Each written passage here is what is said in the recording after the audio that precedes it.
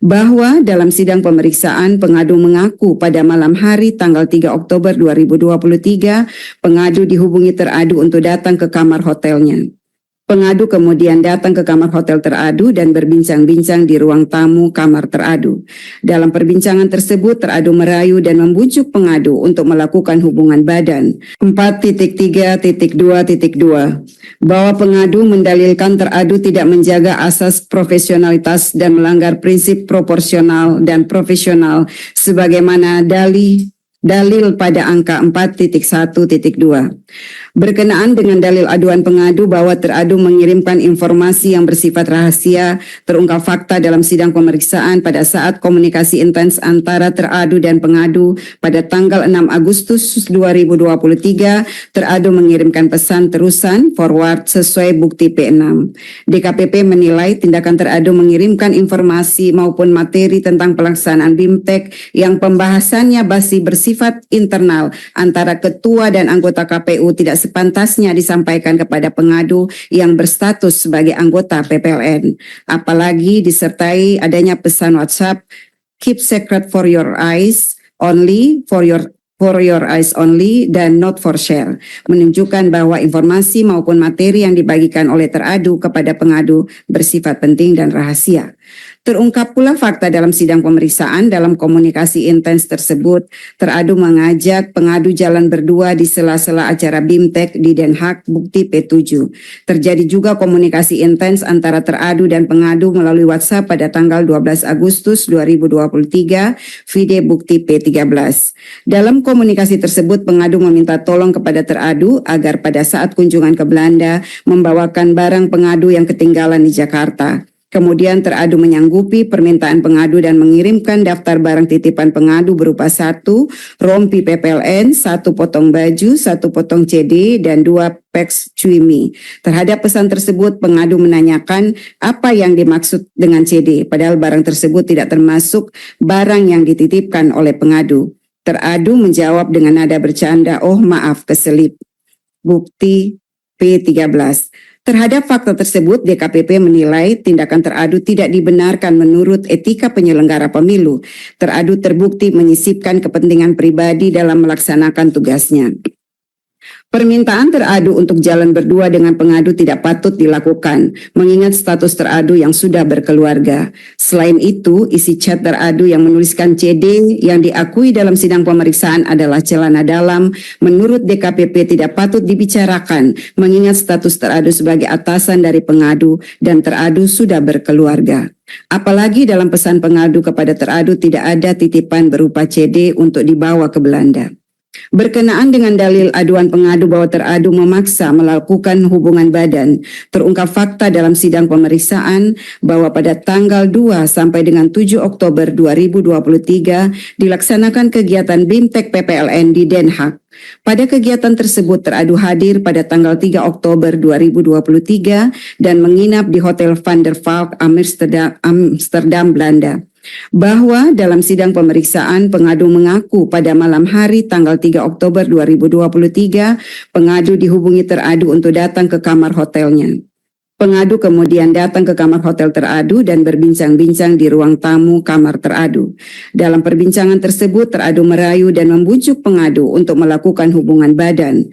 Pada awalnya pengadu terus menolak, namun teradu terus memaksa. Saya ulangi, namun teradu tetap memaksa pengadu untuk melakukan hubungan badan. Pada akhirnya hubungan badan itu terjadi. Dalam sidang pemeriksaan, pengadu menyatakan setelah kejadian tersebut seminggu kemudian pengadu mengalami gangguan kesehatan fisik. Pada tanggal 18 Oktober 2023, pengadu melakukan pemeriksaan ke dokter umum atas gejala yang dialami sebelumnya. Permisi, mohon maaf yang mulia, apakah harus sedetail itu dibacakan? Terima kasih. Saya lanjutkan. Hasil konsultasi dengan dokter menganjurkan agar dilakukan pemeriksaan lanjutan bersama antara pengadu dan teradu. Pada tanggal 31 Oktober 2023, pengadu menghubungi teradu melalui pesan WhatsApp agar teradu juga melakukan pemeriksaan kesehatan sebagaimana dianjurkan oleh dokter. Kemudian teradu menjawab, Iya, siap sayang. Selanjutnya, teradu mengirimkan hasil pemeriksaan kesehatan teradu yang dilakukan di Indonesia disertai dengan caption, "Semoga kita sehat selalu." Vide bukti P15C. Dalam sidang pemeriksaan, teradu mengakui bahwa kata kita yang dimaksud dalam chat WhatsApp tersebut adalah teradu dan pengadu. Berdasarkan uraian fakta-fakta tersebut, DKPP menilai telah terjadi hubungan badan antara teradu dengan pengadu pada tanggal 3 Oktober 2023 sesuai dengan bukti P15A, P15B, P15C, P16, P20, dan P21.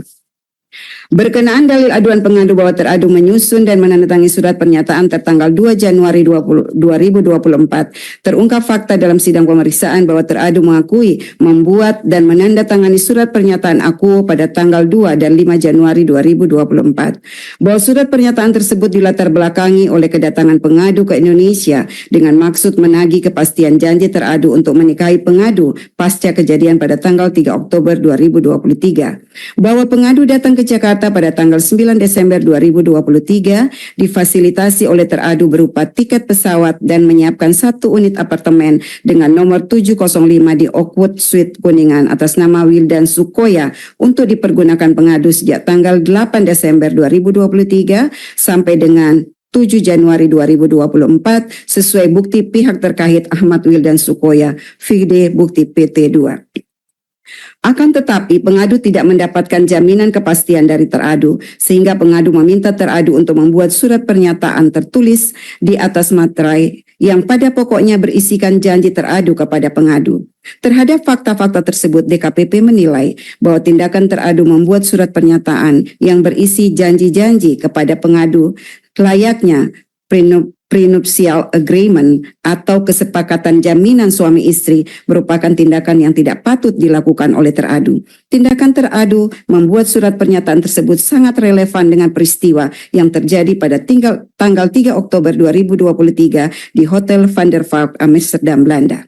Selanjutnya, berkenaan dengan dalil bahwa teradu menyalahgunakan jabatan, wewenang, dan fasilitas negara untuk kepentingan pribadi, terungkap fakta dalam sidang pemeriksaan bahwa benar teradu menggunakan kendaraan dinas milik teradu untuk kepentingan pribadi mengantar dan menjemput pengadu di luar tugas kedinasan pada saat pengadu berada di Jakarta. Bahwa teradu juga terbukti memfasilitasi tiket pesawat pengadu pulang pergi Jakarta Singapura dengan total biaya sebesar 8.697.500 rupiah. Sebagaimana keterangan pihak terkait Retno Kusumastuti, vide bukti PT1 dan PT2. Selain itu, teradu juga memfasilitasi penginapan di apartemen Oakwood Suite Kuningan dengan total biaya sebesar Rp48.716.900 sebagaimana keterangan pihak terkait Ahmad Wildan Sukoya, vide bukti PT1, PT2, dan PT3. Bahwa berdasarkan keterangan pengadu dalam sidang pemeriksaan, teradu juga memfasilitasi tiket pesawat pengadu pulang pergi Jakarta Belanda sebanyak 3 kali dengan total biaya 100 juta rupiah. Hal ini diakui oleh teradu dan menjelaskan bahwa yang membayarkan biaya tiket untuk pengadu adalah temannya. Teradu juga membelikan pengadu layar monitor Asus, Zen Screen, dan seterusnya dianggap dibacakan seharga Rp5.419.000, vide bukti P11.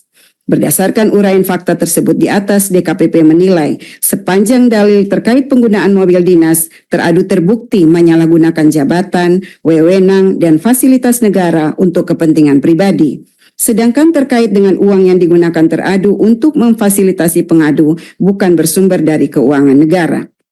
Namun demikian, fasilitasi yang diberikan teradu kepada pengadu membuktikan dan meyakinkan DKPP adanya hubungan pribadi yang bersifat khusus antara teradu dengan pengadu, mengingat fasilitasi serupa tidak diberikan teradu kepada penyelenggara pemilu yang lain.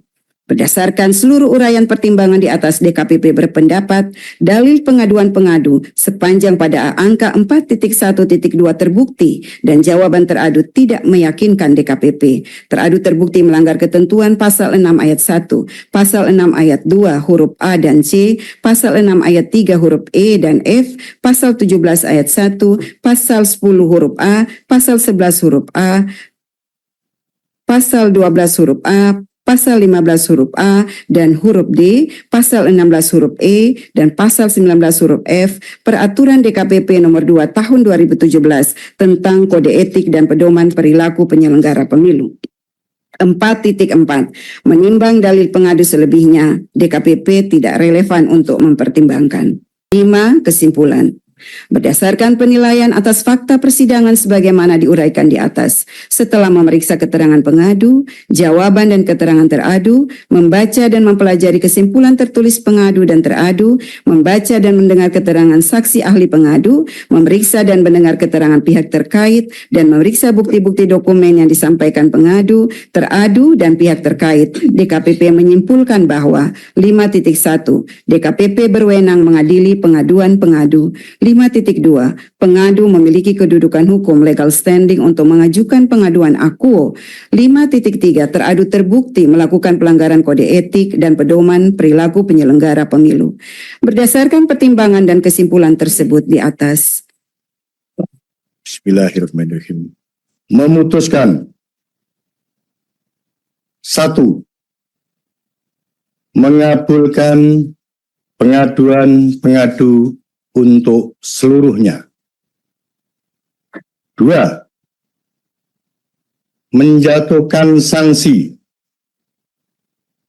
pemberhentian tetap kepada teradu Hasyim Asyari selaku Ketua Merangkap Anggota Komisi Pemilihan Umum terhitung sejak putusan ini dibacakan.